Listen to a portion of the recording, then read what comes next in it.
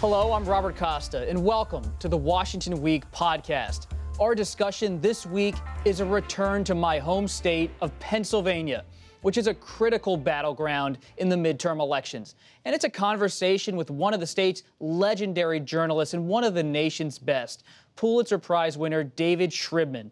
David is the executive editor of the Pittsburgh Post-Gazette, and he's been a friend of Washington Week for many years. David, welcome, and thanks so much for joining us here tonight. It's great to be in a Washington Week reunion. It's a reunion for sure. And David, Pennsylvania, where you live, where I grew up, it went for President Trump in 2016, and much of that victory can be credited to the voters near you in the Pittsburgh region. I vividly remember driving around western Pennsylvania in towns like Aliquippa for the Washington Post back then and seeing Trump sign after Trump sign after Trump sign in the industrial areas, the hilly villages, and rural nooks of the state everywhere. The Trump signs were just up on those lawns. And I went back to my editors the week before the election and said, Western PA is Trump country, and we've got to pay attention to that. President Trump was just back there in Erie, to the north, just a couple weeks ago. And what does it mean for you? Jobs, very simple. What does it mean for our country? What does it mean for our country? We can't lose the steel industry. The steel industry was on its last legs, and now, after 4 months of really intensely doing what I do, it's thriving. It is thriving. David, the president talked about those steel workers in Pennsylvania. 2 years on, after he won them over in 2016, many of them at least, where are they? Are they going to turn out in the midterm elections? Do they like the president's trade war with China?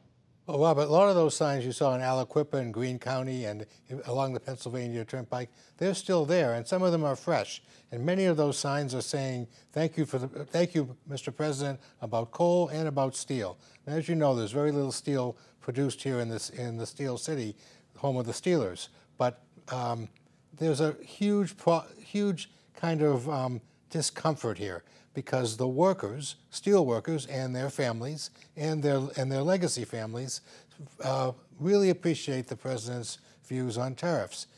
At the same time, steel workers officials, union officials, are uncomfortable with Trump and many of his other policies. So it's a little bit of discomfort, but generally speaking, I think that people from the Steel Valley and the steel families support the president. They have done so and will do so again in early November.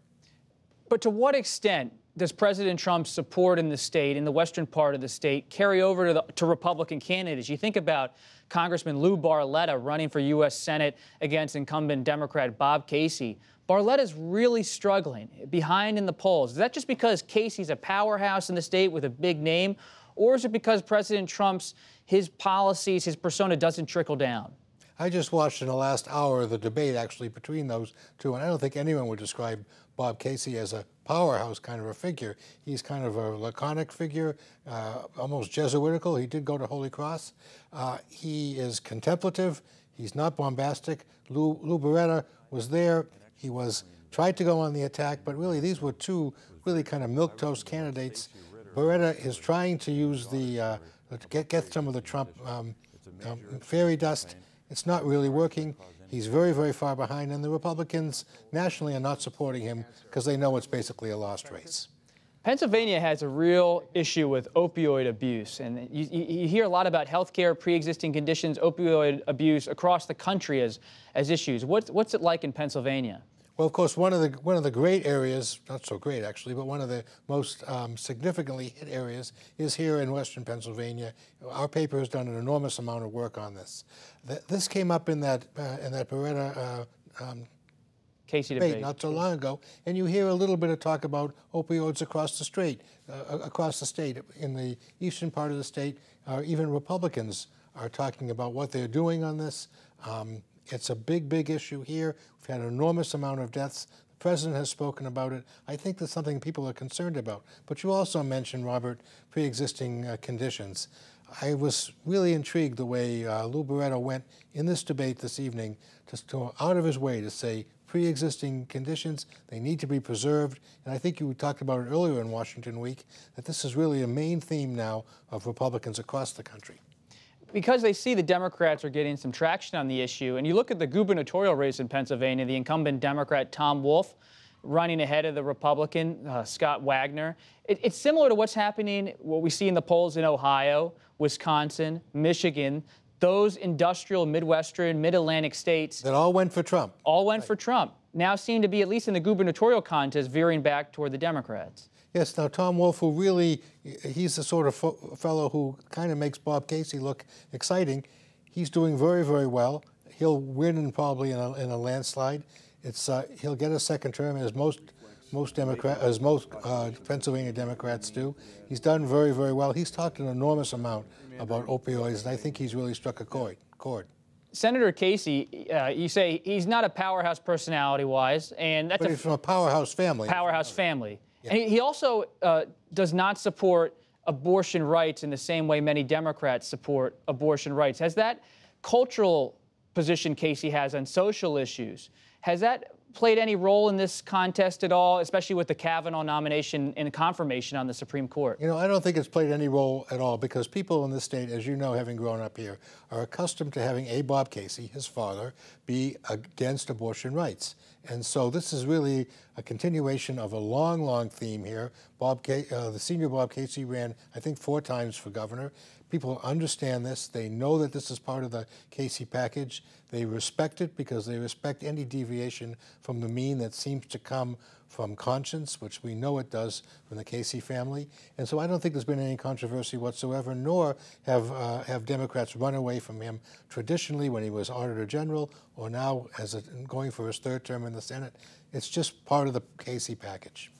You know better than anyone, David, that Pittsburgh, it is known as the Steel City, but there's so much more going on in Pittsburgh. It's a tech hub now. It's a great city for universities and education. And when you think about the kind of voters who now live in the Pittsburgh suburbs and in Pittsburgh itself, they're similar to who live in Philadelphia and the Philadelphia suburbs. These are educated professionals. What do they think in the Pittsburgh suburbs about President Trump? Are they alarmed enough to really cause a blue wave in some of these suburban districts? Well, some of them are. In the more liberal-oriented ones, like Mount Lebanon, they are so. But in the less liberal areas, like Upper St. Clair, these are 2 of the more prominent suburbs of Pittsburgh. They're far less opposed to the president. So it's a balancing act there. But if you go into the city has a 9-to-1 Democratic enrollment edge. And that's really where the Democrats are going to really do very, very well.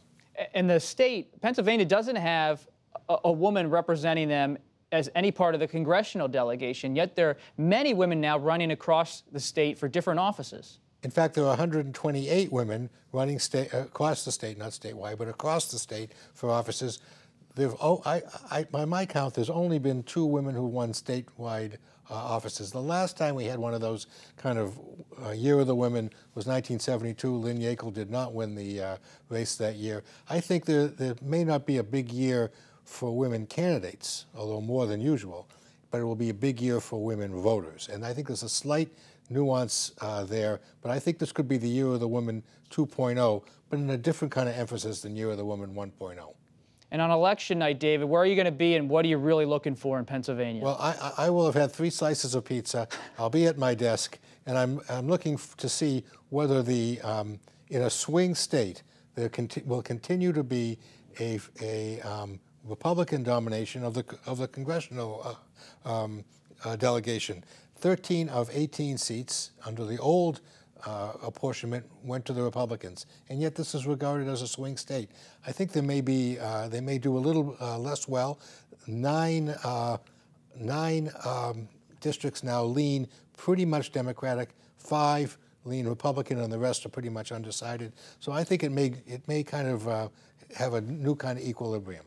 But David, you said you're going to have 3 slices of pizza. I thought, isn't Pittsburgh the city where you get French fries on a sandwich? Isn't that? Yeah, but not French fries on the pizza. I just came from the office, and we just had some pizza, and there were no French fries to be seen. Well, in the Bucks County area where I grew up, we have cheesesteaks. You guys can keep the pizza and the fries on the sandwiches. But we got to get together in Pittsburgh or Philadelphia area soon, all right?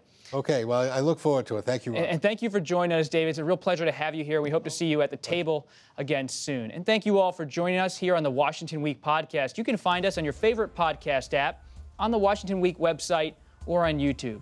I'm Robert Costa. See you next time.